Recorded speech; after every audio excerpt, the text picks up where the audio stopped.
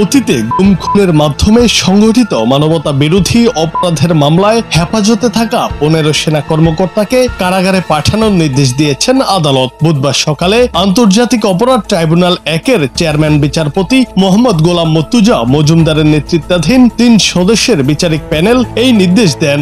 এর আগে বুধবার সকাল 7টার পর এই সেনা কর্মকর্তাদের ট্রাইব্যুনালে হাজির করা হয়। যেসব সেনা কর্মকর্তাকে কারাগারে পাঠানোর নির্দেশ দেওয়া হয়েছে তাদের মধ্যে রয়েছেন র্যাবের সাবেক অতিরিক্ত মহাপরিচালক brigadier general Mohammad Jahangir Alam, brigadier general Tofayel Mostafa Sarwar, brigadier general Mohammad Kamrul Hasan, brigadier general Mohammad Mahbub Alam, brigadier KM Azad, colonel Abdullah Al Momen এবং কর্নেল আনোয়ার লতিফ খান।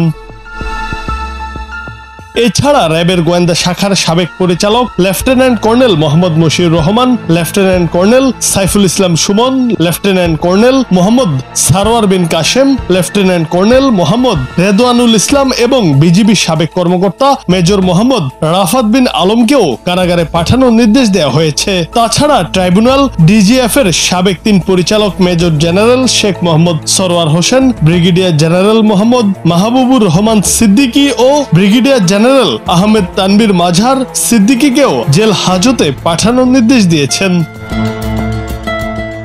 এদিকে সেনা কর্মকর্তাদের ট্রাইব্যুনালে হাজির করাকে ঘিরে রাজধানীর কাকরাইল, মৎস্য ভবন, পল্টন সহ বিভিন্ন গুরুত্বপূর্ণ স্থানে সতর্ক অবস্থানে রয়েছে আইন শৃঙ্খলা রক্ষাকারী বাহিনী। ভোর থেকেই ট্রাইব্যুনাল ও হাইকোর্টের মাজার গেট এলাকায় নিরাপত্তা জোরদার করা হয়। সেখানে পুলিশ ও র্যাবের পাশাপাশি বিজিবি এবং সেনাবাহিনীর সদস্যদেরও মোতায়েন থাকতে দেখা গেছে। সব মিলিয়ে পুরো এলাকায় নেওয়া হয়েছে কড়া নিরাপত্তা ব্যবস্থা।